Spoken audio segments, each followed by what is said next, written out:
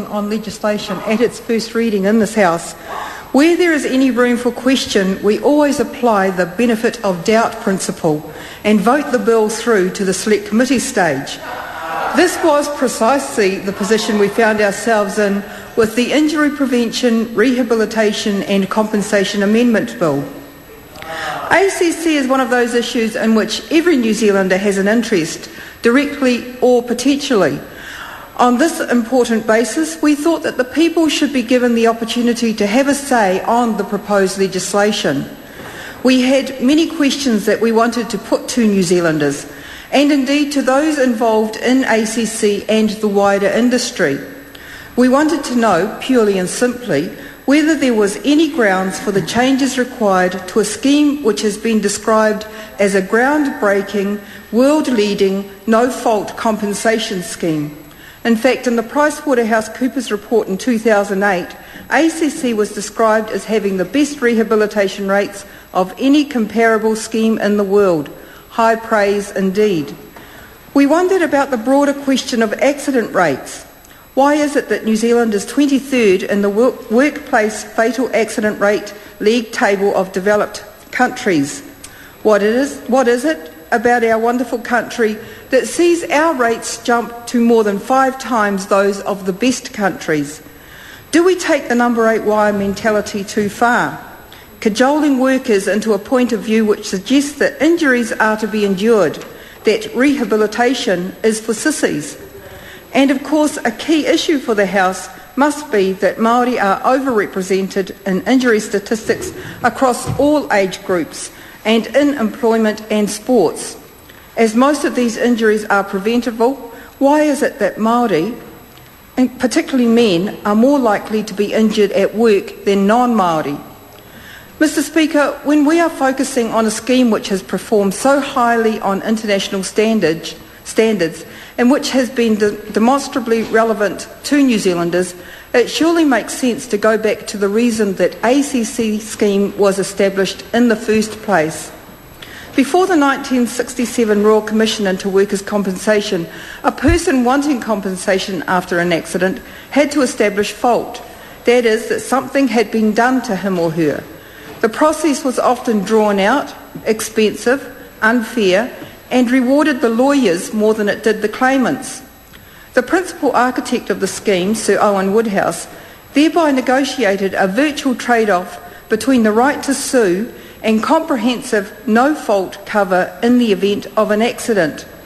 The scheme was developed out of what has come to be known as the Woodhouse Principles, which emphasise community responsibility, comprehensive entitlement, complete rehabilitation, real compensation and administrative efficiency. This history provides us with a very strong context for being able to view the changes tabled in this bill.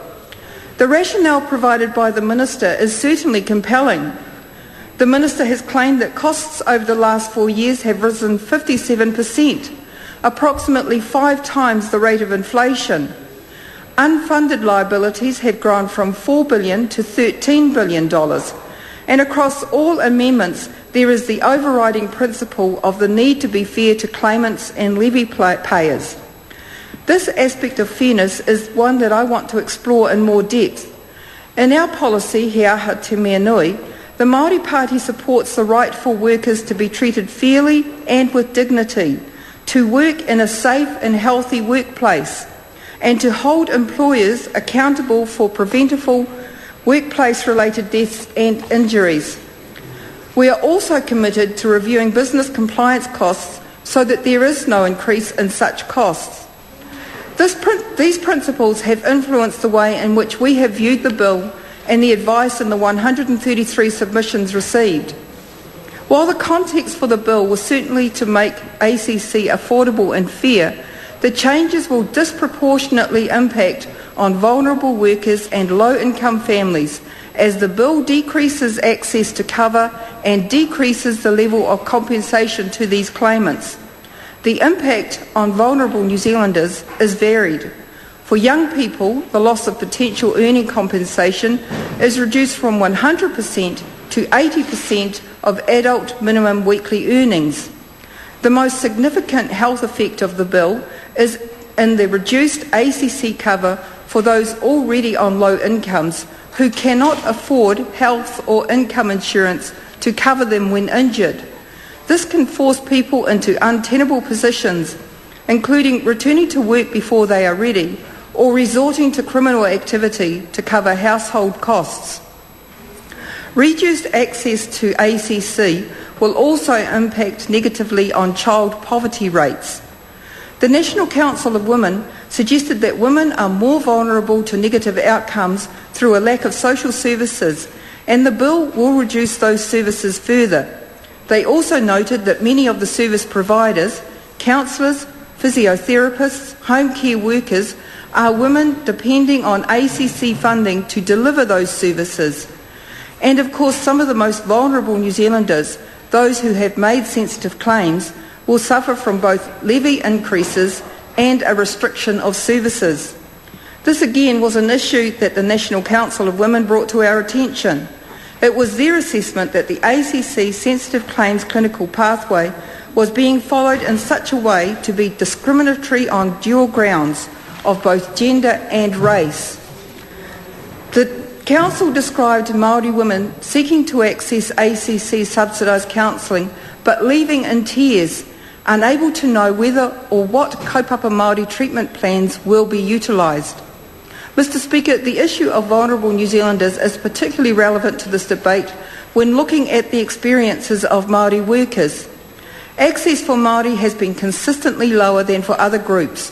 Māori receive treatment at a lower level than non-Māori, and they access services later when they do access them, and when they do, they also exit programs earlier. Against this backdrop, it certainly seems unfair that under this bill, Māori in high-risk occupations will pay higher levies.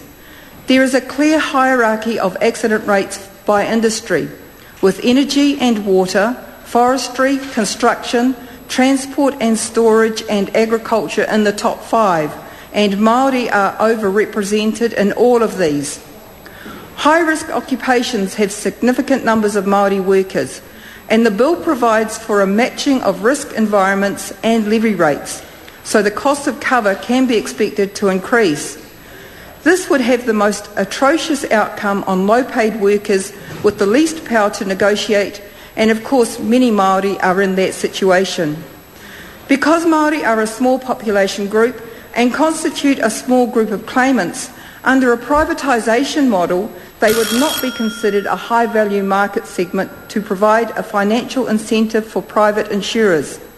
The drive toward privatisation, therefore, as implied around the full funding of the Residual Claim Liability Fund, not only increases the costs contributed by claimants, but could be expected to impact negatively on Māori claimants through reducing access and lowering compensation.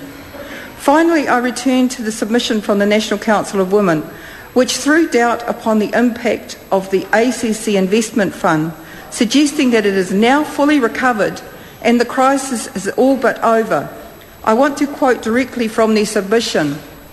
It seems unfair and indeed repugnant to justice to raise levies for some sectors to exorbitant levels and to reduce entitlements and rehabilitation avenues for a population still suffering the effects of the recession in order to achieve cost containment that is seemingly no longer necessary. The Human Rights Commission adds further to this view, noting that tinkering with entitlements at the margins undermines the concept of a truly inclusive scheme. On the basis of the submissions that have been made during the Select Committee process and the independent advice sought and attained by the Māori Party, we are unable to support this bill at its second reading. Kia ora.